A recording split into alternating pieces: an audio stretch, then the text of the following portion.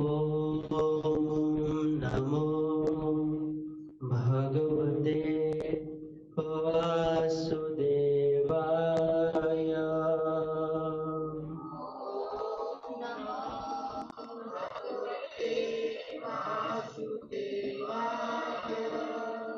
ॐ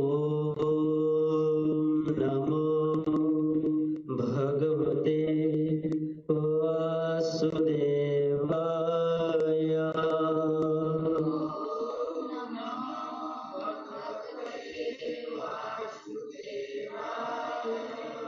ॐ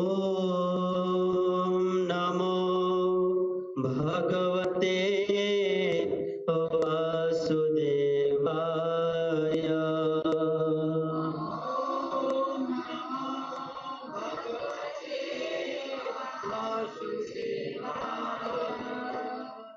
नमः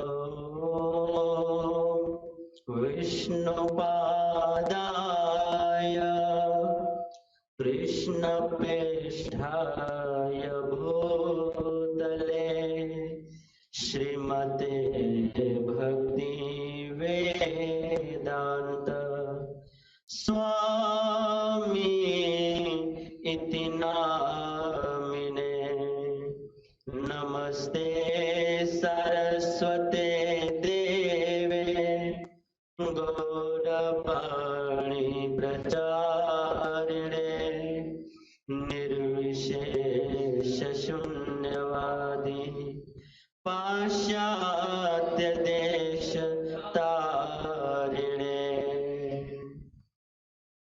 युवन्तः प्रविश्य मम वाचमिमां प्रसुप्ताः सञ्जीवयत्यखिलातिधरस्वधाम्ना अन्यांशः हस्तचरणा श्रवणात्वगादि प्राणान्नमो भगवते पुरुषाय तुभ्यम्। जय श्री कृष्ण चैतन्य प्रभु नित्यानंद श्री अद्वैत गदाधर श्रीवासादि गौर भक्तवृंद।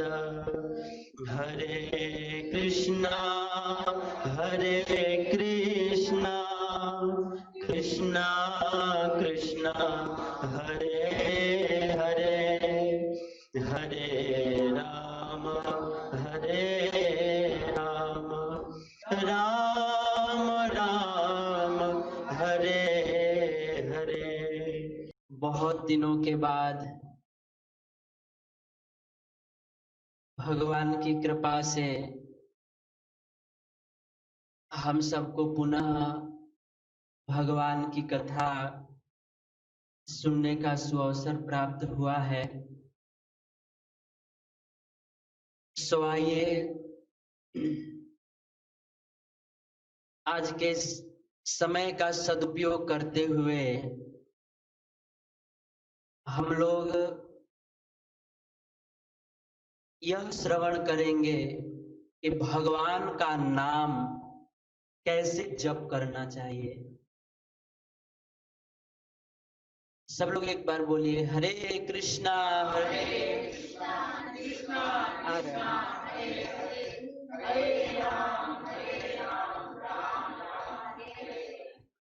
हरे कृष्णा हरे कृष्णा कृष्णा कृष्णा हरे राम राम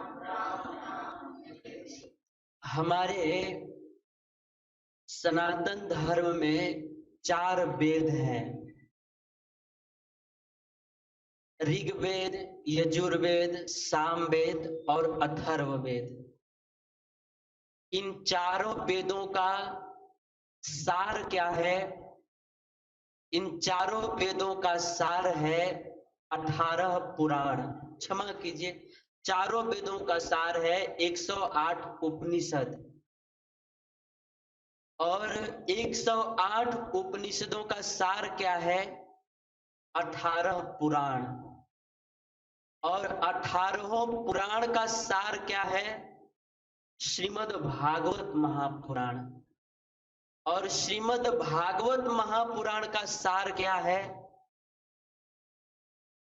तो इसका उत्तर जो है, भगवान वेद व्यास जी भागवत के बिल्कुल अंतिम श्लोक में बताते हैं, नाम संकीर्तनम यस्य सर्व पाप प्रणाशनम प्रणामो दुख शमनः तम नमामि हरि परम।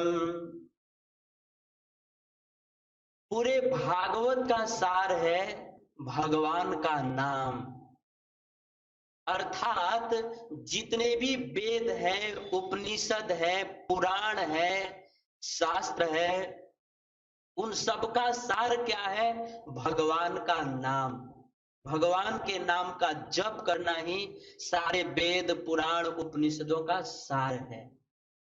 तो स्वाभाविक सा प्रश्न है कि जब सबका सार हरि नाम है, तो फिर उस हरिनाम का जप कैसे करना चाहिए? तब यही प्रश्न जो है एक बार भगवान श्री चैतन्य महाप्रभु जी के सारे पार्षदों ने चैतन्य महाप्रभु जी से पूछा कि भगवान का नाम कैसे जप करना चाहिए। तो उस समय चैतन्य महाप्रभु जी ने बहुत सुंदर बात कही कि भगवान का नाम कैसे जप करना चाहिए। चैतन्य महाप्रभु जी कहते हैं, तृण हईते नीच हैया सदा लवे नामा अपनी निरभिमानी अन्य दिवे मान तरु सम सहिष्णुता वैष्णव करीबे भर्सन ताड़ने कार्य किछु न बलिबे काटिले तरु जेन किछु न बोलाया सुकाइया मले तबु जल न मांगया ए माता वैष्णव कार्य किछु न मांगी आयातीत वृत्ति किं वा साक फल खाइव सदा नाम लैव यथा लाभे ते संतोष एत आचार करे भक्ति धर्म पोष। ये जो मैंने गाया ये बंगाली में है सब, क्योंकि चैतन्य महाप्रभु जी बंगाल से ही थे, उनका जन्म बंगाल में ही हुआ था।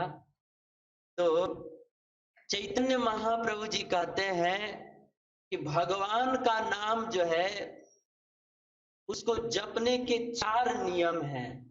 सबसे पहला नियम क्या है? तो कहते हैं, तृण हईते नीच हैया सदा लवे नाम। चैतन्य महाप्रभु जी कहते हैं कि तृणादपि सुनीचे न, अर्थात एक नाम जापक को चाहिए कि वह अपने आप को घास से भी, तृण से भी, घास से भी अपने आप को तुच्छ समझे, अपने आप को घास से भी नीच समझ करके और फिर भगवान का नाम जप करे। अर्थात जैसे घास के ऊपर कोई व्यक्ति पांव रख देता है तो भी घास जो है एक बार भी यह प्रतिकार नहीं करता है कि अरे मैंने आपका क्या बिगाड़ा था कि आप मेरे ऊपर गंदा पांव रख दिए, अपना गंदा चप्पल जूता रख दिए। एक बार भी वह घास जो है प्रतिकार नहीं करता है। अगर कोई उसके ऊपर पांव रख देता है तो दब जाता है और फिर चला जाता है, तो फिर धीरे से उठ जाता है। तो जिस प्रकार से घास जो है अपने आप को सबसे तुच्छ समझता है, वैसे ही एक नाम जापक भक्त को अपने आप को सबसे तुच्छ समझ करके कि मैं तो बहुत कुटिल कामी हृदय वाला हूं, मैं तो बहुत कठोर हृदय वाला हूं, मैं तो बहुत पापी हूं, मैं तो भगवान का भजन नहीं करता, भजन में मुझे बिल्कुल रुचि नहीं है, इस भाव में स्थित होकर के और तब जो है हमें भगवान के नाम का जप करना चाहिए। तृण हईते नीच हैया सदा लवे नाम, तृण के समान नीचा समझ करके, छोटा समझ करके हमें भगवान का नाम जप करना चाहिए। जैसे हनुमान जी महाराज, हनुमान जी महाराज भगवान के सबसे बड़े नाम जापक हैं। वे इतने बड़े नाम जापक हैं कि हम लोग तो केवल जीव से भगवान का नाम जप करते हैं, लेकिन हनुमान जी को नाम जप करने का इतना अभ्यास है कि हनुमान जी जो है अपने रोम रोम से राम जी का नाम जप करते हैं, रोम रोम से, उनके रोम रोम में राम का नाम अंकित है। तो हनुमान जी बहुत विनम्र भाव से नाम का जप करते हैं। हनुमान जी इतने विनम्र हैं कि हम जो है रामायण के एक प्रसंग से समझ सकते हैं कि जब भगवान श्री रामचंद्र जी रावण का वध करके और जब अयोध्या में आए और भगवान राम का राज्याभिषेक हो गया, उस समय सारे भगवान के जो बंदर सखा लोग थे, वे सब भी भगवान राम के साथ में ही रहते थे। राम जी के साथ में ही वो लोग कई महीनों तक रहे और कई बार तो वो सारे बंदर थे, स्वभाव से सब चंचल थे, कई बार बहुत बड़ी बड़ी चंचलता करते थे सब बंदर लोग। एक बार तो सारे बंदरों ने भगवान राम से कहा कि प्रभु जी, हम जो है ना आपका अयोध्या तो देख लिए, लेकिन माता जानकी जी का जो मायका है वो हम नहीं देख पाए हैं, तो आप कृपा करके हमें अपना ससुराल में थोड़ा घुमा दीजिए। ये सारे बंदर लोग भगवान से कहे, तो उस समय भगवान ने तो पहले कहा कि नहीं नहीं, ससुराल में नहीं ले जाएंगे, क्योंकि आप लोग इतने चंचल स्वभाव के हो कि अगर ससुराल में लेकर जाएंगे तो पूरा हमारा नाक ही कटवा दोगे। वास्तव में बंदर बहुत चंचल होते हैं। रामायण में ही कथा है कि जब जंगल में वनवास के समय में भगवान राम जो है जब बंदरों को कथा सुनाते थे, तो पता है कैसे कथा सुनते थे? भगवान राम जो वक्ता थे वो तो पेड़ के नीचे बैठते थे, और जो श्रोता लोग थे, बंदर लोग थे, पेड़ के ऊपर बैठते थे। प्रभु तरु तरु कपिडार पर, मतलब वक्ता नीचे बैठा है और श्रोता लोग ऊपर बैठे हुए हैं। और ऊपर भी बैठे तो कोई बात नहीं, ऊपर बैठ कर कभी अपना पूंछ राम जी के गाल में सटाते हैं, कभी नाक में सटाते हैं। लखन जी को कभी कभी गुस्सा आ जाता था कि प्रभु, रावण का वध करने के लिए मैं अकेला काफी नहीं था कि ये बंदरों को साथ में ले लिया आपने। लेकिन भगवान राम बड़े दयालु हैं, वे बंदरों का त्याग नहीं करते। तो बंदर बड़े चंचल होते हैं, फिर भी भगवान राम ने कहा कि ठीक है, आप लोगों की इच्छा है तो चलिए, लेकिन एक शर्त है। क्या? कि वहां पर जितने भी बंदर जाएंगे, आप सब लोग जितने भी लोग जाएंगे, सब लोग जो है जैसा जैसा जामवंत जी करेंगे ना, वैसा ही आप लोग कीजिएगा, कोई भी अपना मनमाना काम मत कीजिएगा। अब सारे भगवान की वानर सेना राजी हो गए और सब लोग जो है भगवान राम के ससुराल में गए। और उस समय अब जनक जी ने देखा कि सैकड़ों बंदर आए हैं, तो अब कैसे उनका स्वागत किया जाए? तो उनके स्वागत में जनक जी ने बहुत बड़ा बड़ा पका पका कटहल मंगवाया।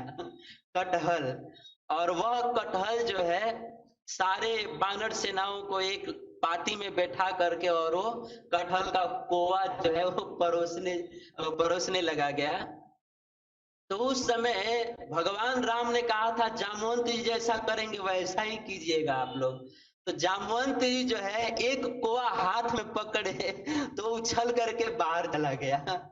अब भगवान राम ने कहा था जैसा जामवंत जी करेंगे वैसा ही कीजिएगा। अब सारे बंदर लोग जो है वो कोआ को निकाल निकाल करके उछालने लगे। हम्म। इस तरह से वहां पर सब चंचलता करने लगे। तो बंदर स्वभाव से ही चंचल होते हैं, लेकिन हनुमान जी जो है वे चंचल नहीं थे। इस तरह से सारे भगवान के बानर सखा भगवान के अयोध्या में ही कई महीनों तक रहे। अब एक दिन भगवान श्री रामचंद्र जी ने सारे अपने बंदर सखाओं को बुला करके कहा कि अब गृह जाओ सखा सब, भजहु मोहि दृढ़ नेम, सदा सर्वगत सर्वहित, जानि करेहु अति प्रेम। भगवान ने सारे बंदर सेनाओं को कहा कि देखो, आप लोगों ने रावण का वध करने में और सीता की प्राप्ति करने में आप लोगों ने हमारी बड़ी मदद की। इसके लिए हम सदैव आप लोगों के ऋणी रहेंगे। और सत्य कहे तो हमने कुछ भी नहीं किया है, रावण को मारने का पूरा श्रेय तो आप लोगों को जाता है, हमने तो कुछ नहीं किया। इस तरह से भगवान राम ने सारा लंका में जितना भी युद्ध हुआ था उसका सारा श्रेय भगवान राम ने सारे अपने सखाओं को दे दिया। और अंत में भगवान ने कहा कि देखो, आप लोगों के भी परिवार हैं, बच्चे हैं, पत्नी है, माता है, पिता है। तो अब आप लोग क्या कीजिए कि आप लोग जो है अपने अपने घर पर जाइए। अब गृह जाओ सखा सब, भजे मोहि दृढ़ नेम। आप लोग अपने अपने घर पर जाइए। इतना सुनना था कि वो जितने भी बानर सखा थे सब लोग फपक फपक करके रोने लगे। प्रभु, सारी दुनिया तो दुनिया छोड़ करके आपके चरणों में आती है, और हम सब कुछ छोड़ करके आपके चरण में आ गए, और आप कहते हो कि अब घर पे जाओ। हे प्रभु, अब जो है हम सबको आपके बिना रहा नहीं जाएगा। लेकिन फिर भी भगवान राम ने कहा कि ये बात सही है, लेकिन आपके जो घर परिवार के लोग हैं वो लोग भी तो आपसे प्रेम करते हैं ना, वे लोग भी आपके बिना नहीं रह सकते। जैसे आप लोग मेरे बिना नहीं रह सकते, वैसे आपके परिवार के लोग आप लोगों के बिना नहीं रह सकते। इसीलिए आप लोग जाइए, और जा करके क्या कीजिएगा, मेरा आप लोगों को आपके घर पर भेजने का एक ही उद्देश्य है कि आप लोग मेरे साथ में रह रह करके मेरी जितनी लीलाओं का दर्शन किए हैं, जो भी शिक्षा लिए हैं, वो सारी लीलाओं को, सारी शिक्षाओं को अपने बच्चों को, अपने पत्नी को, अपने परिवार वालों को, अपने गांव वालों को, अपने स्वजन संबंधियों को सुनाइएगा। इससे क्या होगा कि जब वे लोग मेरे लीलाओं को श्रवण करेंगे, मेरी कथाओं को श्रवण करेंगे, तो उन लोगों को भी मुझसे प्रेम हो जाएगा और उनका भी कल्याण हो जाएगा। इसीलिए आप सब लोग जाइए। भगवान राम बहुत विनम्रता पूर्वक निवेदन किए तो सारे बंदर जाने के लिए तैयार हो गए। और उस समय रामायण जी, गोस्वामी जी रामायण में लिखते हैं कि जब हनुमान जी सारे बानर सेनाओं को छोड़ने के लिए गए, मैं ये कह रहा था कि हनुमान जी कितने विनम्र है। आप देखिए कि हनुमान जी सारे बानर सेनाओं को छोड़ने गए, तो जब सबको छोड़ दिए तो अंत में हनुमान जी जो है सुग्रीव के चरणों में दंडवत प्रणाम किए। रामायण में तुलसीदास जी ने लिखा है दंडवत प्रणाम किए और प्रणाम करके हनुमान जी ने कहा कि महाराज, अगर आपकी इच्छा और आपकी आज्ञा हो तो आप लोग जाइए, और आपकी इच्छा और आपकी आज्ञा हो तो मैं कुछ दिन और रह करके प्रभु की सेवा करना चाहता हूं। उस समय सुग्रीव के आंख भर आए। मेरा कहने का भाव यह है कि देखिए हनुमान जी कितने विनम्र हैं कि हनुमान जी और सुग्रीव में दोनों में कोई तालमेल नहीं है। सुग्रीव गृहस्थ है और हनुमान जी अखंड ब्रह्मचारी हैं, और सुग्रीव साधक है और हनुमान जी सिद्ध है। सुग्रीव साधक भी नहीं है, वो तो विषयी है। और यहां तक कि सुग्रीव जो है वो चेला है और हनुमान जी गुरु है, क्योंकि हनुमान जी ही राम लक्ष्मण को अपने कंधे पर बैठा करके और सुग्रीव के पास भेज दिए थे भगवान ने, हनुमान जी ने। मतलब हनुमान जी जो है, हनुमान जी की कृपा से ही सुग्रीव को राम जी की, भगवान की प्राप्ति हुई। आप विचार कीजिए कि आध्यात्मिक क्षेत्र में एक गुरु का जो शिष्य को भगवत प्राप्ति कराता है उसका बहुत ऊंचा पद होता है, भगवान के समान उसका पद होता है। लेकिन इतना ऊंचा होने के बाद भी, और इतना ही नहीं, बल में भी हनुमान जी सुग्रीव से बड़े हैं। जब सीता जी को खोजने के लिए समुद्र को पार करना था तो वहां पे सुग्रीव भी उपस्थित थे, लेकिन सुग्रीव को साहस नहीं हुआ कि वो समुद्र को पार कर दें। लेकिन हनुमान जी एक ही छलांग में वो समुद्र को पार कर गए। तो मतलब हर दृष्टि से हनुमान जी जो है सुग्रीव से बड़े हैं, बल में भी बड़े हैं, पद में भी बड़े हैं और आश्रम में भी बड़े हैं। सुग्रीव गृहस्थ है और हनुमान जी ब्रह्मचारी हैं, हर तरह से बड़े हैं। लेकिन फिर भी हनुमान जी के भीतर अपने बलवत्ता का, अपने गुणवत्ता का तनिक भी घमंड नहीं है। इतना बड़ा होने के बाद भी हनुमान जी कितने विनम्र हैं कि सुग्रीव के चरणों में दंडवत प्रणाम किए और प्रणाम करके उन्होंने निवेदन किया कि आपकी आज्ञा हो तो मैं कुछ और दिन रह करके प्रभु राम की सेवा करूं। ये है विनम्रता। इस तरह से हनुमान जी जो है बड़े विनम्र हैं, और इसीलिए चूंकि हनुमान जी बड़े विनम्र हैं, इसीलिए वे जो है सदैव नाम का जप करते हैं। और नाम जप में भी ऐसे जप करते हैं, हम लोग भी जप करते हैं, जो विनम्र नहीं है वो भी जप करते हैं, और हनुमान जी विनम्र है वो भी जप करते हैं। लेकिन दोनों में अंतर क्या है कि हनुमान जी नाम जप करते हैं तो उस नाम जप से राम जी उनके बस में हो गए हैं, उनके अधीन हो गए हैं। लेकिन हम लोग जप करते हैं तो भगवान क्या बस होंगे, हमारी अपनी इंद्रियां भी अपने बस में नहीं हुई है। हनुमान जी जब करते हैं तो राम जी उनके बस में है। रामायणकार लिखते हैं, सुमेरी पवन सुत पावन नामो, सुमेरी पवन सुत पावन नामो, आपनि बस करी राखे रामो, आपनि बस करी राखे रामो। हनुमान जी जब करते हैं तो राम जी उनके बस में है। क्यों? क्योंकि हनुमान जी विनम्रता पूर्वक, नम्रता पूर्वक वे जप करते हैं। तो इस तरह से हमको जप करना चाहिए। जप हम सब लोग करते हैं, लेकिन जप करने का सबसे पहला नियम क्या है? चैतन्य महाप्रभु जी कहते हैं कि तीर्ण हईते नीच हया सदा लवे नाम। सबसे पहला है कि हमें जप करने वाले जापक को अपने आप को घास के समान तुच्छ समझ करके, घास के समान नीच समझ करके अब बहुत विनम्रता पूर्वक भगवान का नाम जप करना चाहिए। तो ये है नाम जप करने का सबसे पहला विधि। और इसी तरह से हमारे सनातन गोस्वामी जी बहुत विनम्र भक्त थे।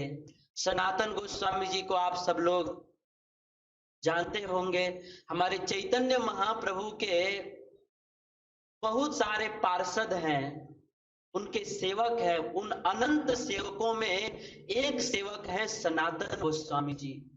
सनातन गोस्वामी जी इतने महान भक्त हैं कि वे अपने प्रेम और भक्ति के प्रताप से वृंदावन में साक्षात भगवान श्री श्री राधा मदन मोहन जी को प्रकट कर दिया। आज भी आप वृंदावन में जाएंगे तो वृंदावन के परिक्रमा मार्ग में राधा मदन मोहन जी का मंदिर है, सनातन गोस्वामी जी का मंदिर है।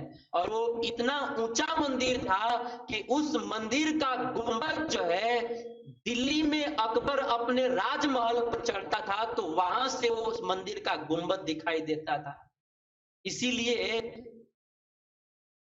आगे चल करके औरंगजेब ने उस गुंबद को तोड़वा दिया था। आज भी है वो मंदिर, बड़ा भव्य मंदिर है। तो सनातन गोस्वामी जी कोई साधारण व्यक्ति नहीं है। भगवान को उन्होंने अपने प्रेम भक्ति के प्रताप से प्रकट किया। और वे इतने विनम्र हैं कि चैतन्य चरितामृत में कथा है कि एक बार आप जगन्नाथपुरी में जाएंगे तो जगन्नाथ जी के मंदिर के पश्चिम भाग में एक यमेश्वर नामक एक बगीचा है, आज भी है। तो वहीं पर चैतन्य महाप्रभु के एक पार्षद रहते थे, उनका नाम था गदाधर पंडित। तो एक दिन ज्येष्ठ मास में, जेठ के महीने में, गदाधर पंडित जी ने उसी यमेश्वर बगीचे में चैतन्य महाप्रभु को प्रसाद के लिए निमंत्रित किए। और चैतन्य महाप्रभु प्रसाद लेने के लिए गए। और प्रसाद लेने के बाद चैतन्य महाप्रभु जी ने सनातन गोस्वामी जी को याद किया, क्योंकि उस समय सनातन गोस्वामी जी जगन्नाथपुरी में रह करके ही भजन करते थे। महाप्रभु ने अपने पार्षदों से कहा कि आज मुझे सनातन गोस्वामी का दर्शन करने की इच्छा हो रही है, जरा उन्हें बुलाइए। तो किसी के द्वारा सूचना भिजवाया गया और फिर जो है सनातन गोस्वामी जी महाप्रभु से मिलने के लिए चले।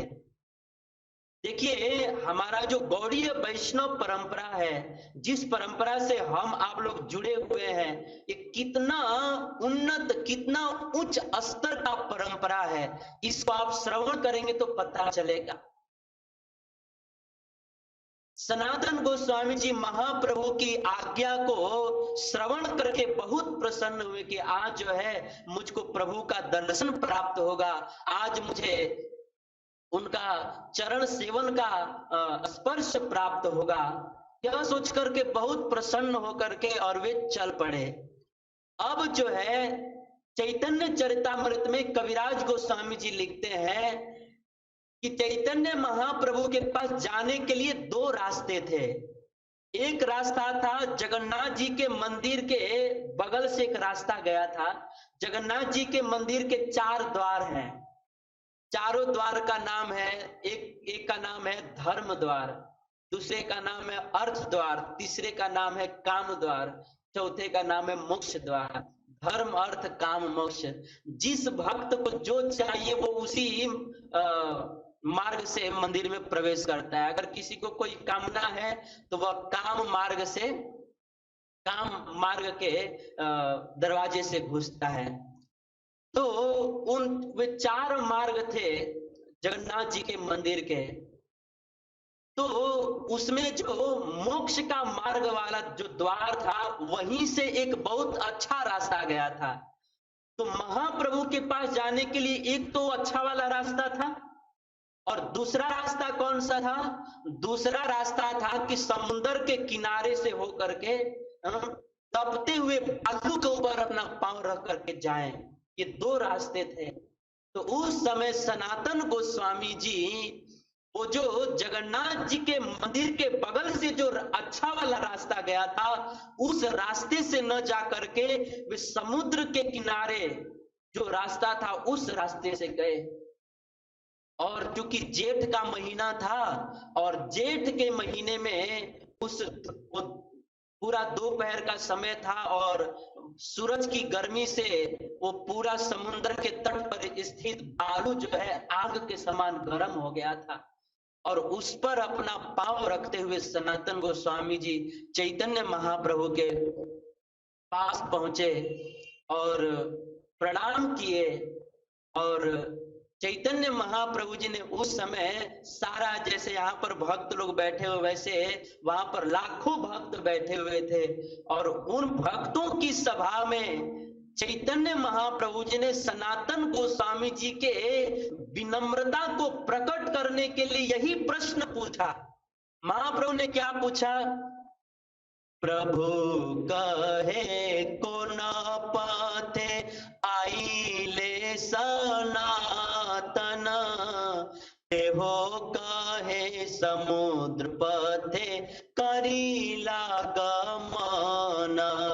प्रभु कहे तप्त बालू तेके मने आईला, सिंह द्वारे पथ शीतल के न आईला। तप्त बालू ते तो मार पाए हैला प्राण, चाली ते न पारे के ते करीले सहन।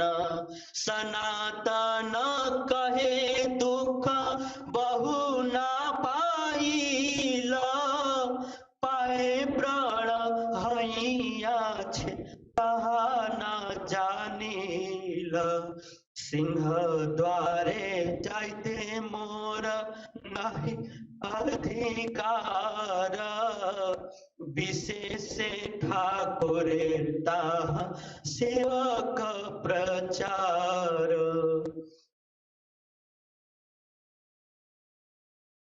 सनातन गोस्वामी जी ने कहा, चैतन्य महाप्रभु जी ने पूछा कि सनातन आप कौन से मार्ग से आए हैं?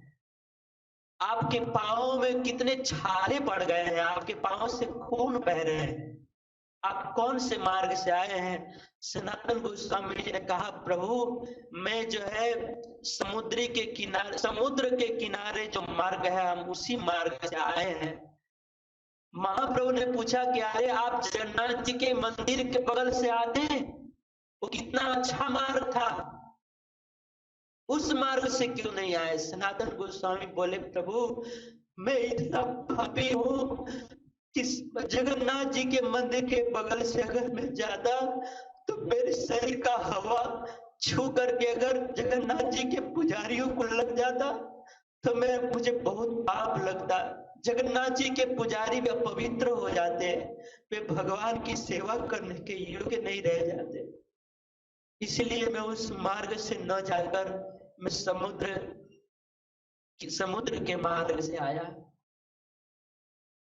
उस समय चैतन्य महाप्रभु जी ने कहा कि सनातन सुनी महाप्रभु माने संतोष पाइला, तुष्ट हैया तारे किछु कहिते लागिला।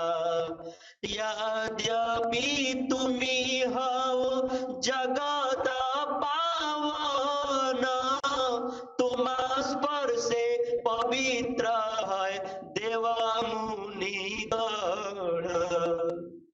तथापि भक्त स्वभाव मर्यादा रक्षण, मर्यादा पालन है साधुर भूषण। चैतन्य महाप्रभु जी ने कहा कि सनातन आप कैसी बात करते हो, आप तो इतने पवित्र हो कि आपके शरीर का हवा किसी को लग जाए तो देवता और मुनि गण भी पवित्र हो जाएंगे। आप तो इतने पवित्र हो, लेकिन फिर भी आपने जो किया भले थोड़ा कष्ट हुआ, लेकिन बहुत अच्छा आपने किया। ये आपका बहुत अच्छा स्वभाव है, क्योंकि यही साधु का स्वभाव है कि साधु जो है वह पूरे जगत को पवित्र करने में समर्थ होता है, लेकिन फिर भी वो अपने आप को अपवित्र ही समझता है। मद भक्ति युक्तो भुवनम पुनति। हे सनातन, मेरे ठाकुर कृष्ण की भक्ति जिसके हृदय में विराजती है, वो पूरे ब्रह्मांड को पवित्र कर सकता है, वो इतना पवित्र होता है। लेकिन फिर भी मेरा भक्त इतना पवित्र होने के बाद भी अपने आप को अपवित्र ही समझता है, और यही साधु का आभूषण है। हे सनातन, मैं आपके इसी विनम्रता पे रीझ गया हूं। इतना कह करके चैतन्य महाप्रभु जी, एत बलि प्रभु तारे आलिंगन कई, इतना कह करके चैतन्य महाप्रभु जी उस भरी सभा में सनातन गोस्वामी जी को अपना आलिंगन प्रदान किए, उनका आलिंगन कर लिए। जबकि उस समय सनातन गोस्वामी जी के शरीर में कुष्ठ रोग हो गया था, उनके पूरे शरीर में घाव हो गया था, जिसको हम लोग कोढ़ कहते हैं। उनके पूरे शरीर में कुष्ठ रोग हो गया था, लेकिन महाप्रभु फिर भी उनका स्पर्श कर लिए, उनका आलिंगन कर लिए। तो प्रसंग बड़ा है, कहने का भाव यह है कि वास्तव में एक भक्त को ऐसे विनम्र भाव में स्थित होकर के और फिर भगवान का नाम जप करना चाहिए।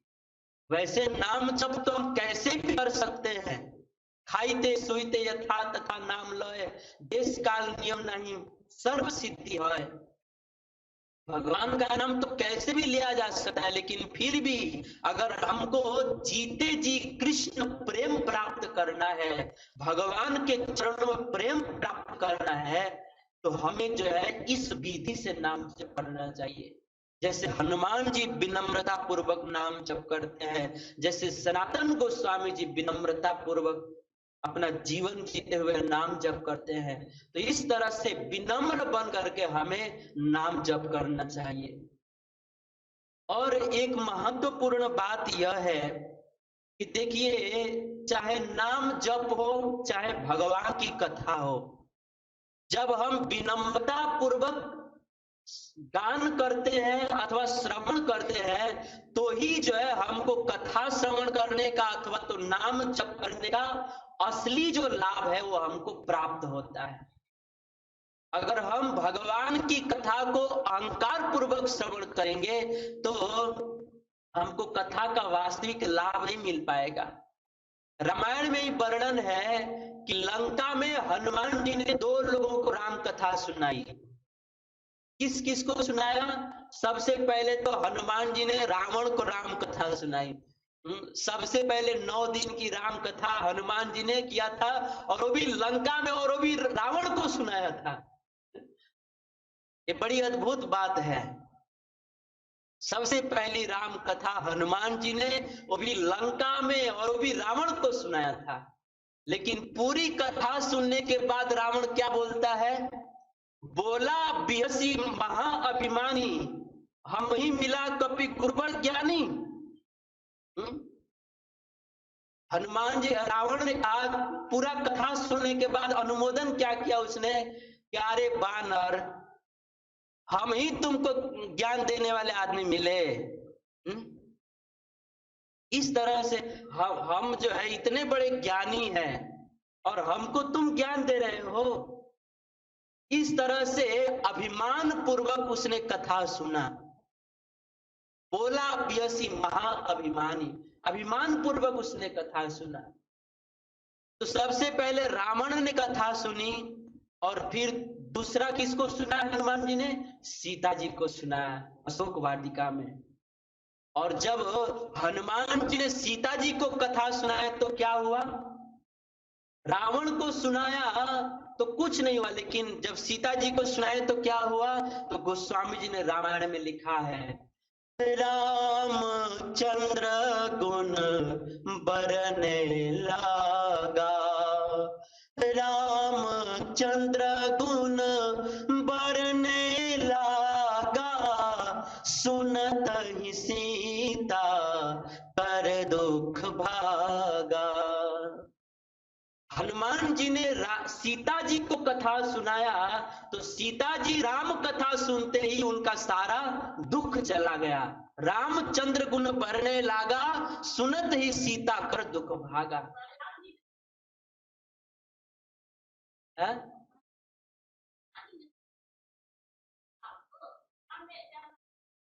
बाद में पूछ लीजिएगा।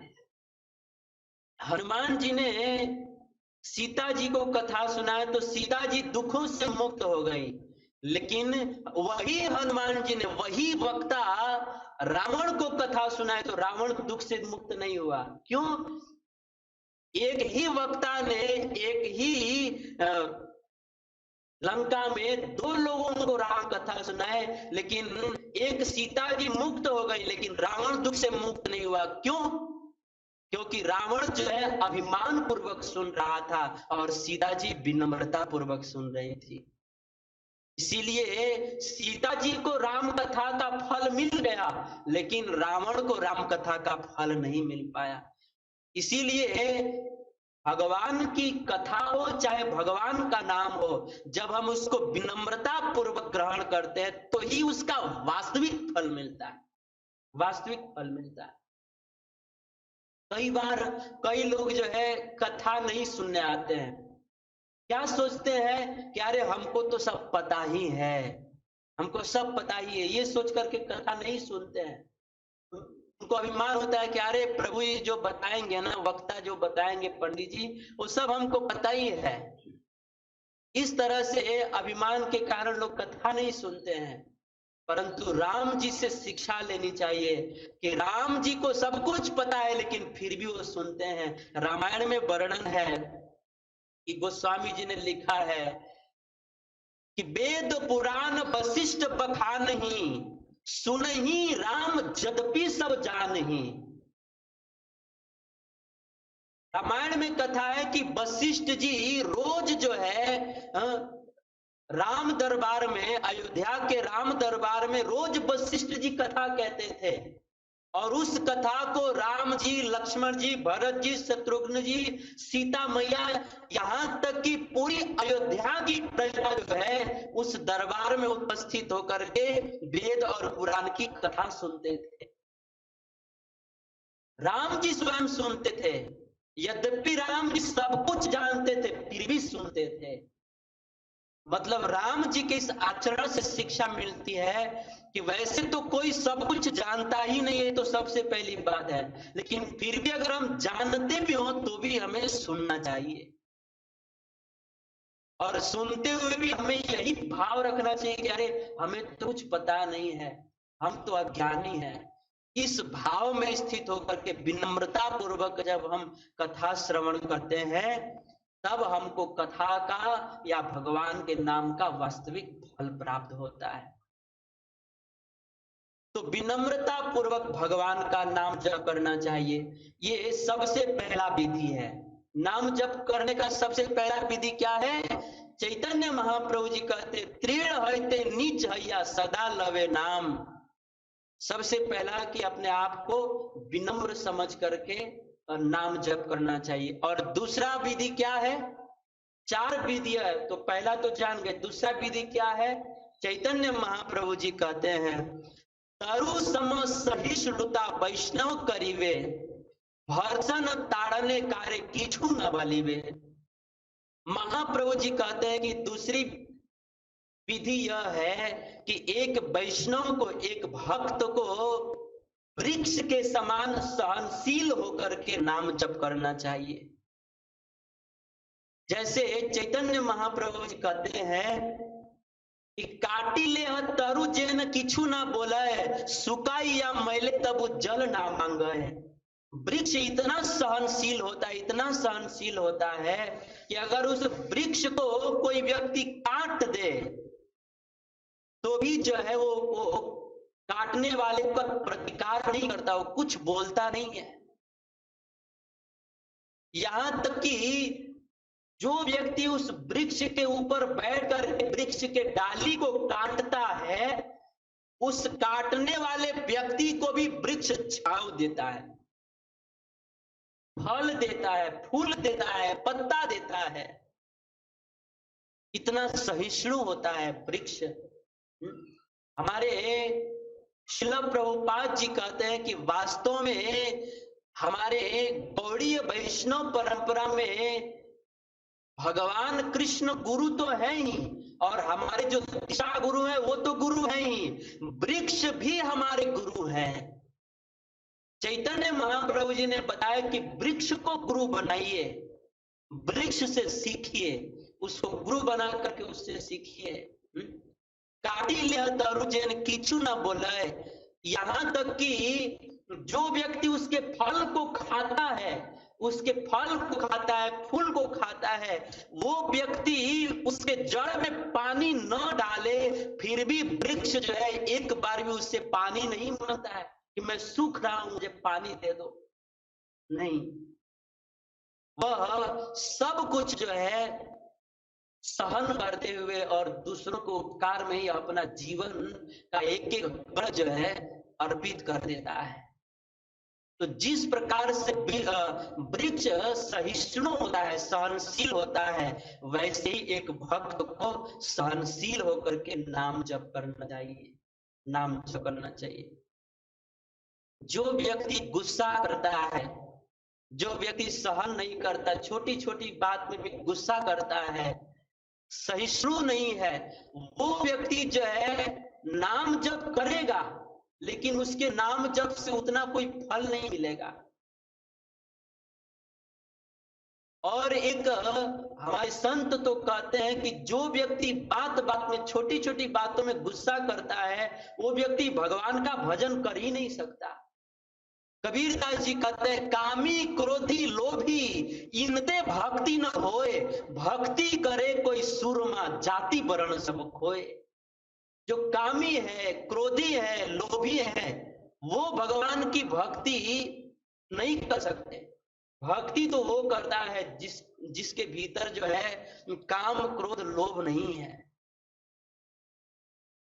अथवा तो यूं कहें कि जिसके भीतर काम क्रोध लोभ है वो भी कर सकता है, लेकिन उसके भजन में वो बल नहीं होगा कि जिस बल से हम कृष्ण प्रेम प्राप्त कर सकें, भगवान के चरणों में लगाव प्राप्त कर सके, उसके भजन में वो बल और प्रताप नहीं होगा। लेकिन जो व्यक्ति सहिष्णु होकर के भजन करेगा तो वो व्यक्ति जो है उसके भजन में ऐसा बल होगा कि वो साक्षात भगवान को भी अपनी ओर आकर्षित कर लेगा। तो हमें जो है सहिष्णु बन करके भगवान का नाम जप करना चाहिए। पहले के जो गुरु होते थे वे जो है हरे कृष्णा बोर्ड लाइए, बोर्ड चार्जिंग खत्म होने वाला है, इससे नहीं होगा, एक कोने में। हरे राम हरे कृष्णा कृष्णा कृष्णा हरे राम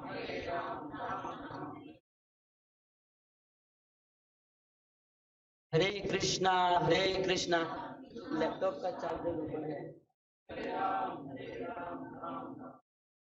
हरे कृष्णा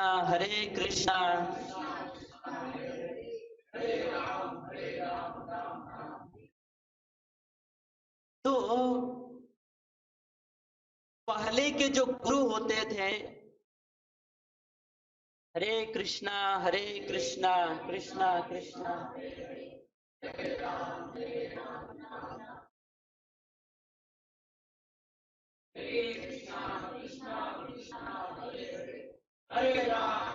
कहते वहां से क्लिक कीजिए। हरे कृष्णा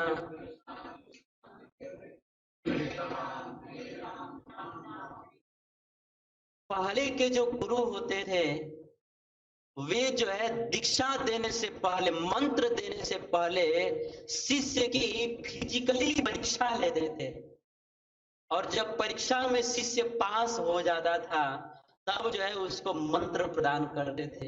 ये तो हमारे श्रील प्रभुपाद जी की कृपा है, हमारे गुरुदेव की कृपा है कि वे जो है चाहे कोई व्यक्ति कैसा भी हो, दीक्षा के योग्य न भी हो तो भी कृपा करके उसको दीक्षा दे देते हैं।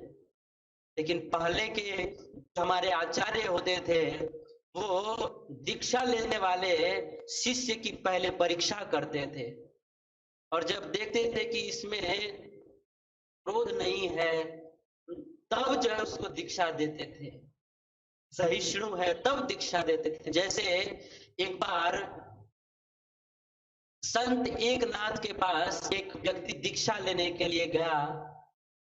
संत एकनाथ जी ने कहा कि देखो, अभी जो है आपके भीतर क्रोध है, तो आप जो है क्रोध से मुक्त हो करके और नहा करके 1 साल के बाद मेरे पास आइएगा दीक्षा लेने के लिए, और जब मैं देखूंगा कि आपके भीतर क्रोध समाप्त हो गया तब मैं दीक्षा दूंगा। अब वो व्यक्ति गया और घर पर जाकर के अभ्यास करने लगा और अभ्यास करके फिर जो है 1 साल के बाद वह एकनाथ जी के पास आया और जैसे ही वहां पर आया तो एकनाथ जी ने कहा कि जाओ आप स्नान करके आ जाओ। तो वह स्नान करने के लिए गया। उस समय संत एकनाथ जी ने अपनी धर्म पत्नी जी से कहा कि जब वो आएगा ना तो उसके बगल से आप झाड़ू लगाइएगा बगल से झाड़ू लगाइएगा, तब इसके क्रोध की परीक्षा हो जाएगी। अब जैसे ही वो नहा करके आया और जैसे ही एकनाथ जी की धर्म पत्नी ने बगल से झाड़ू लगाया, उसी समय उसका पूरा अंडीना घूम गया, पूरा वो क्रोधित हो गया। और उस बार जब दीक्षा लेने के लिए गया तो एकनाथ जी ने उसका दीक्षा कैंसिल कर दिया। बोले अभी आप में क्रोध है, जाओ 1 साल के बाद फिर आना। अब जो है वो व्यक्ति फिर गया और 1 साल तक अभ्यास किया और 1 साल अभ्यास करने के बाद फिर से एकनाथ जी के पास गया। एकनाथ जी ने कहा जाओ नहा के आओ, और नहाने गया। उस समय फिर उन्होंने अपने धर्म पत्नी से कहा कि जब आएगा ना तो इस बार आप दूर से झाड़ू मत लगाना, एकदम उसके पास से ही झाड़ू, उसके शरीर में ही झाड़ू टच कर देना। अब जैसे वो नहा करके आया और जैसे एकनाथ जी की धर्म पत्नी ने झाड़ू को छुआया, उसी समय वो आग बबूला हो गया। लेकिन ये पहले तो क्रोध होकर के डांटा था, लेकिन इस बार जो डांटा नहीं, बस गुस्सा होकर के गुस्सा को पी गया, कुछ बोला नहीं। पहले तो बोला था लेकिन इस बार कुछ बोला नहीं, लेकिन गुस्सा जरूर हो गया। फिर इस साल में उसकी दीक्षा कैंसिल हो गई। फिर जो है वो तीसरा साल जब वो दीक्षा लेने के लिए आया तो फिर जब नहाने गया तो फिर एकनाथ जी ने कहा कि इस बार आएगा ना तो पहले तो आपने दूर से झाड़ू लगाया था, फिर दूसरी बार आपने उसको टच कर दिया, इस बार पूरा कचरा का पेटी ही उसके मस्तक पे डाल देना। उनकी पत्नी ने कहा कि महाराज वो तो फिर हमको पूरा राम नाम सत्य कर देगा। एकनाथ जी ने कहा कि नहीं नहीं चिंता मत करो, कुछ कंट्रोल हो गया है वो कुछ नहीं करेंगे।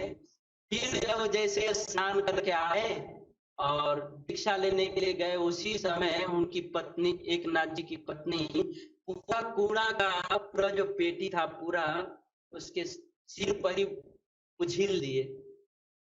लेकिन इस बार जो है उनको तनिक भी क्रोध नहीं आया। और फिर जब दीक्षा लेने के लिए गया उस समय संत एकनाथ जी ने उसको दीक्षा दिया।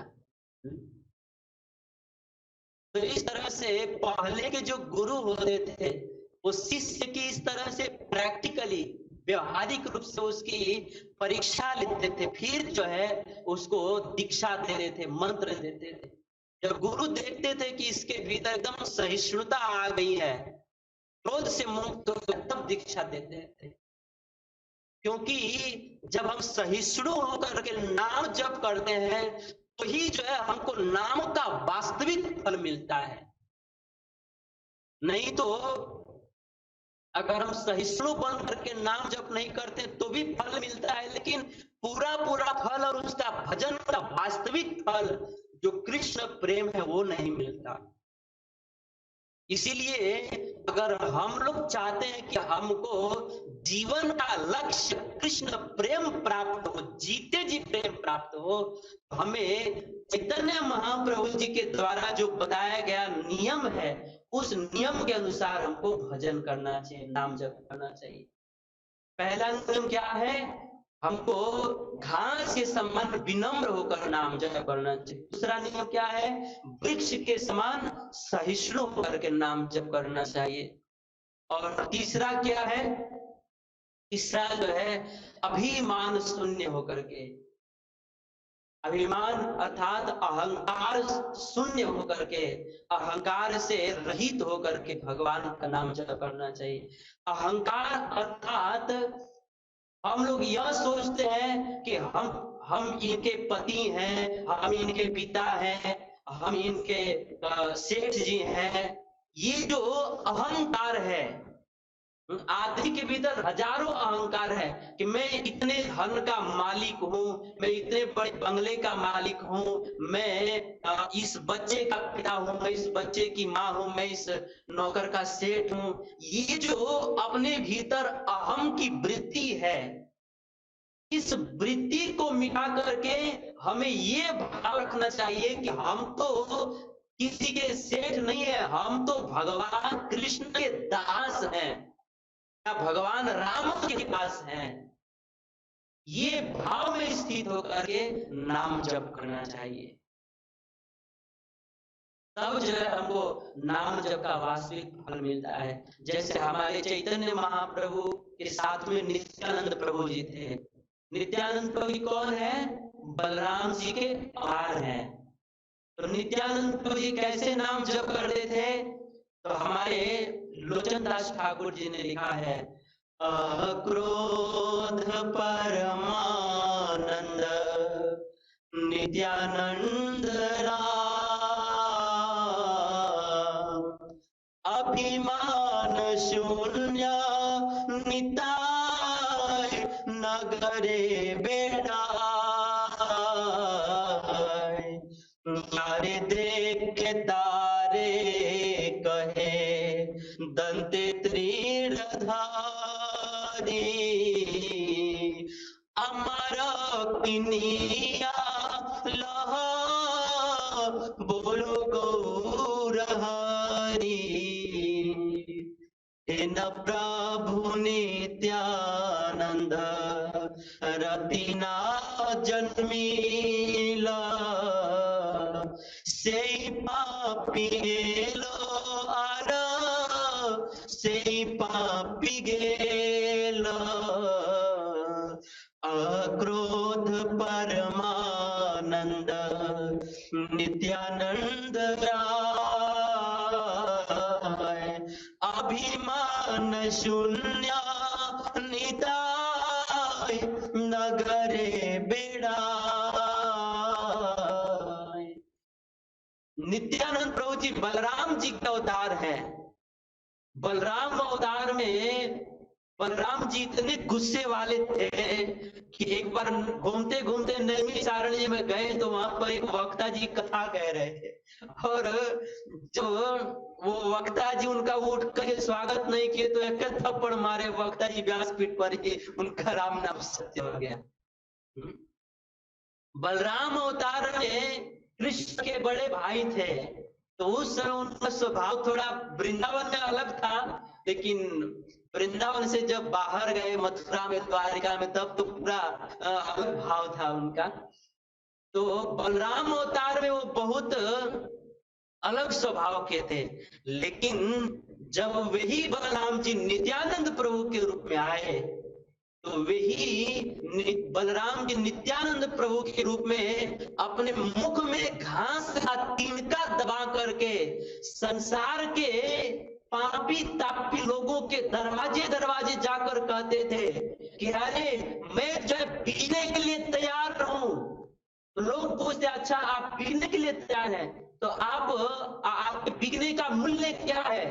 तो नित्यानंद प्रभु कहते थे कि बस आप दोनों हाथ उठा करके एक बार हरे कृष्ण महामंत्र बोलिए, हरे कृष्णा हरे हरे,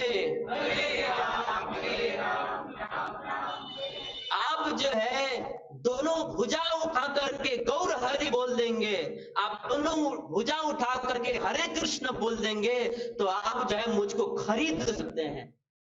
मुझको खरीदने का यही मूल्य है, मैं बिकने के लिए तैयार हूं। यारे देखे तारे कहे दंते तृण धरी, आमार किनिया बोलो गौर हरि, मुझको खरीद लो। मूल्य यही है कि एक बार गौर हरि बोलो, एक बार राधा कृष्ण बोलो, हरे कृष्ण बोलो, हरि बोलो, सीताराम बोलो, मैं बिकने के लिए तैयार हूं। और हरि नाम की शिक्षा कैसे देते थे? तो लोचनदास ठाकुर जी लिखते हैं, अभिमान शून्य निताई नगरे बिड़ाए। नित्यानंद प्रभु जी भगवान के भाई होकर के भी अभिमान शून्य होकर के नाम का जप करते हैं। अभिमान शून्य निताई नगरे बिड़ाए।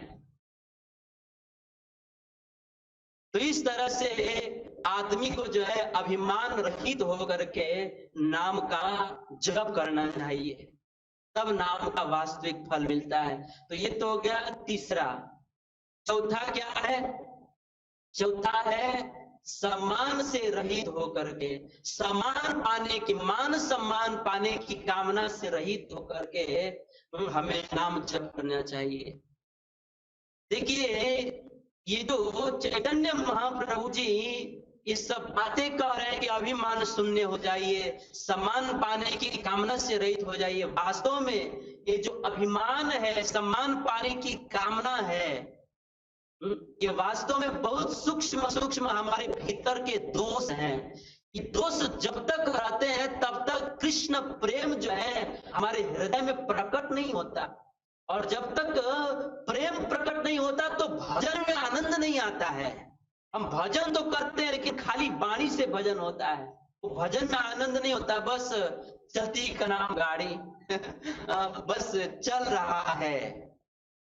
नहीं तो भजन में आनंद आने लगे तो मीराबाई 90 दिन तक भूखी प्यासे रह गई। 90 दिन तक उनके भजन करते करते आंखों से इतने अश्रुपात हुए कि मीराबाई इतनी दुबली पतली हो गई कि उनका जो अंगूठी था, अंगुली का अंगूठी था, वो कंगन बन गया। इतनी दुबली पतली हो गई। लोग कहने लगे कि अरे मीराबाई को तो पीलिया रोग हो गया है, परंतु मीराबाई कहती हैं कि लोग कहते हैं कि हमको पीलिया रोग हुआ है, परंतु वास्तव में मूर्ख लोग क्या जाने, हमको तो प्रेम रोग हुआ है। और इस प्रेम रोग की दवा जो है एकमात्र किसी वैद्य के पास नहीं, हमारे सावरिया सेठ गिरधर गोपाल के पास में। जब भगवान से प्रेम हो जाता है और तब जो भजन होता है, तो वो भजन से हमको जो आनंद मिलता है, तो उस भजन रस के सामने जो है सब कुछ लूट जाए, यहां तक कि आदमी को सबसे प्रिय प्राण होता है, प्राण। अगर घर में आग लग जाए ना तो आदमी घर छोड़ देगा लेकिन शरीर को बचाएगा। मतलब आदमी को घर से भी अधिक प्रिय शरीर होता है, और शरीर से भी अधिक प्रिय प्राण होता है। अगर शरीर में हाथ में रोग हो जाए, डॉक्टर का हाथ काटना पड़ेगा तो आदमी हाथ काट देगा, बोलेगा हाथ काट दीजिए लेकिन प्राण बचा लीजिए। मतलब आदमी को शरीर से भी प्रिय प्राण होता है। लेकिन जब आदमी भजन करता है और उसको भजन में रस मिलता है, तो यह प्राण भी चला जाए तो भी उसको दुख का एहसास नहीं होता है। ये भजन कोई बहुत हल्की वस्तु नहीं है, भजन एक बहुत ऊंची वस्तु है, बहुत ऊंची वस्तु है, जिसको पा लेने के बाद संसार में कुछ भी पाने की कामना नहीं रह जाती। एक बार संत तुकाराम जी के वजह से शिवाजी महाराज जी की जान बच गई। औरंगजेब ने शिवाजी महाराज को हमला कर दिया था, तो संत तुकाराम जी की वजह से शिवाजी महाराज की जान बच गई। तो उस समय शिवाजी महाराज ने संत तुकाराम जी के पास कई बैलगाड़ियों से भर भर करके सोने, चांदी, हीरे, मोती, हजारों प्रकार के राजसी वस्त्र, बहुत सारा धन धान्य भेजे थे। लेकिन संत तुकाराम जी ने क्या कहा कि महाराज, ये जो भी आपका धन दौलत है ना, मिल करके चले जाइए, और अगर आप हमें कुछ देना चाहते हो ना, तो यही दीजिए कि आप जो है सदैव भगवान का नाम जप कीजिए, भक्ति कीजिए। संत तुकाराम जी ने कहा था कि देखो, इस पृथ्वी पर जितने भी पर्वत हैं, वे जो है एक बार सोने के पर्वत बन सकते हैं। इस पृथ्वी पर जितने भी वृक्ष हैं, वो सारे वृक्ष चंदन के वृक्ष बन सकते हैं। इस धरती पर जितने भी समुद्र हैं, वो सारे समुद्र जो है अमृत के समुद्र बन सकते हैं। जबकि ये सब असंभव है। आकाश में जितने तारे दिखते हैं, वो एक बार सूर्य बन सकते हैं।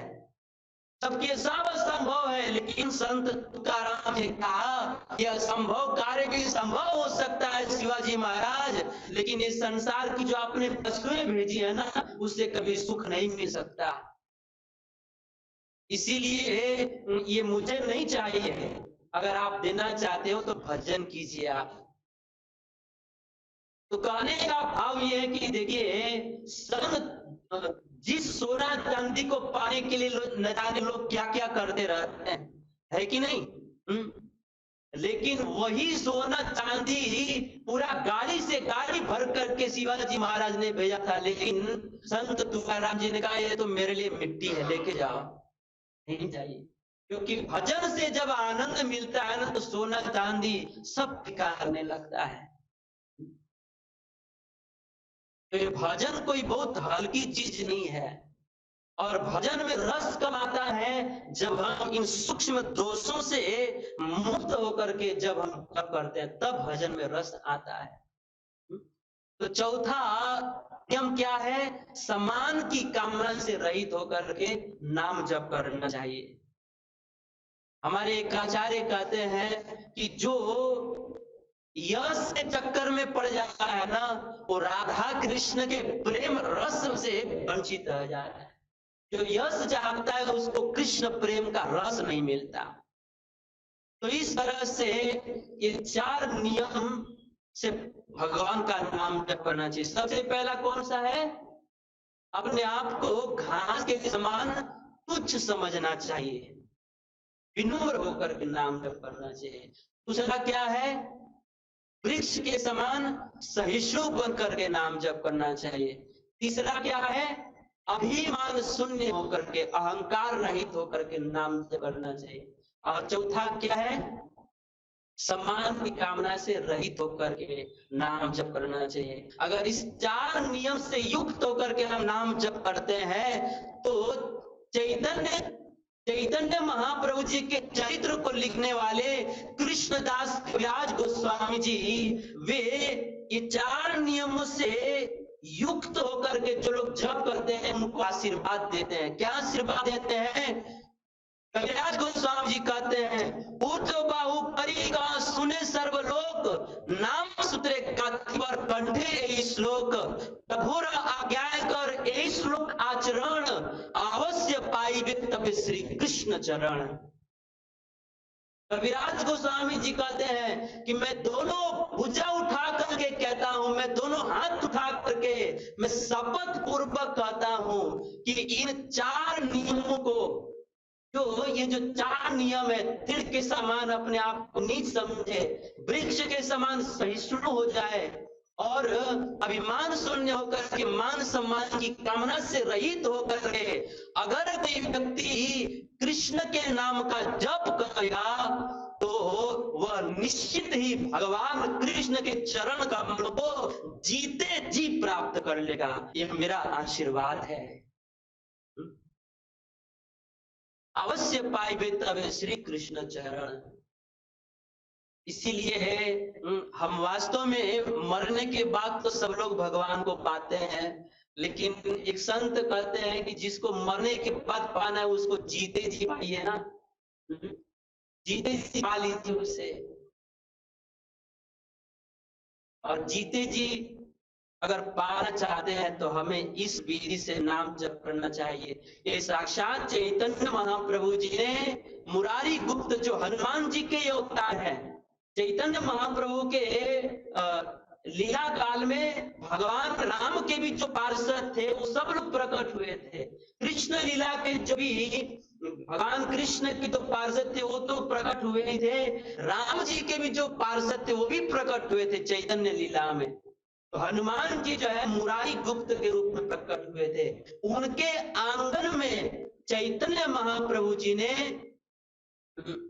ये सारी बातें बताई थी कि नाम जप ऐसे करना चाहिए। और इसी को चैतन्य महाप्रभु जी ने श्लोक में कहा है, तृणादपि सुनीचेन तरोरिव सहिष्णुना अमानी न मानदेन कीर्तनीय सदा हरिः। इसी को चैतन्य महाप्रभु जी ने श्लोक में कहा है। इस तरह से हमें 4 नियमों से युक्त होकर के भगवान का नाम जप करना चाहिए। और यह भी नहीं समझना चाहिए कि हम जो व्यक्ति में 4 गुण नहीं है वो नहीं जप कर सकता है, ऐसा भी नहीं है। भगवान का नाम तो कैसे जपा जा सकता है, लेकिन कई बार हम लोगों के मन में प्रश्न होता है कि हम इतने दिन से नाम जप कर रहे हैं लेकिन फिर भी नाम में रुचि क्यों नहीं है। बस भक्त लोग कहते हैं, प्रभु जी कहा देते हैं तो चलो जोर जबरदस्ती से करते हैं, लेकिन सबके मन में स्वाभाविक अंतरात्मा से उठा हुआ कि नाम में प्रेम क्यों नहीं है। यही नाम तुलसीदास जी जपते थे, तो इसी नाम के बल से तुलसीदास जी मरे हुए आदमी को जिंदा कर दिए। एक स्त्री का पति मर गया, उसको जलाने के लिए लोग शमशान में लेकर जा रहे थे। किसी ने कहा दिया कि तुलसीदास जी बहुत सिद्ध महात्मा, जाइए उनको प्रणाम कीजिए, कुछ हो जाएगा। वो स्त्री गई, प्रणाम की। तुलसीदास जी ने कहा, सौभाग्यवती भव, आपका सौभाग्य अखंड रहे। स्त्री ने कहा कि महाराज मेरे पति तो मर गए हैं और आप कहते हो हम सौभाग्यवती हो जाए, ये कैसे होगा। तो तुलसीदास जी ने कहा, चिंता मत करो, हम आपके पति को जिंदा कर देंगे, लेकिन शर्त यह है कि बच्चा जो आपका जीवन है वो केवल भगवान की सेवा में बिताएंगे, भगवान नाम जब भक्ति में बिताएंगे तब जीवित कर सकते हैं। अब मरता क्या न करता। उस स्त्री साक्षी हो गई और तुलसीदास जी ने मरे आदमी को मंगा करके, तुलसी मुआ मंगाई के सिर पर दियो हाथ, मैं कछु जान भू नहीं तुम जानो रघुनाथ। इतना कहते ही वह मरा हुआ व्यक्ति जीवित हो गया। तो हम लोग भी वही राम नाम जप करते हैं, तुलसीदास जी वही नाम जप करते थे, लेकिन हमारे राम नाम में इतना बल नहीं है। क्यों? क्योंकि हम लोग जो है ये जो 4 नियम बताया गया ना, उस नियम से नहीं जपते हैं। अगर हम इस नियम से जप करें तो इसी नाम में इतना आनंद आएगा, इतना सुख मिलेगा और उस भजन में इतना बल होगा, उस बल से भगवान हमको प्राप्त हो सकते हैं। नाम जब तो कैसे भी किया जा सकता है। आज का प्रवचन सुनकर कि समझ लीजिएगा कि अरे प्रभु जी ने तो बहुत हार्ड नियम बता दिए, अब तो हम जप ही नहीं करेंगे। नहीं, जप तो कैसे भी किया जा सकता है, लेकिन अगर हमको जहां तक जीते जी कृष्ण प्रेम प्राप्त करना है तो उसके लिए हमें अगर भजन में रस चाहिए, सुख चाहिए, आनंद चाहिए तो हमें इस विधि से जप करना चाहिए। ठीक है, समय हो गया, मैं अपने वाणी के पर विराम करता हूँ। कोई त्रुटि क्षमा कीजिएगा। हरे कृष्णा।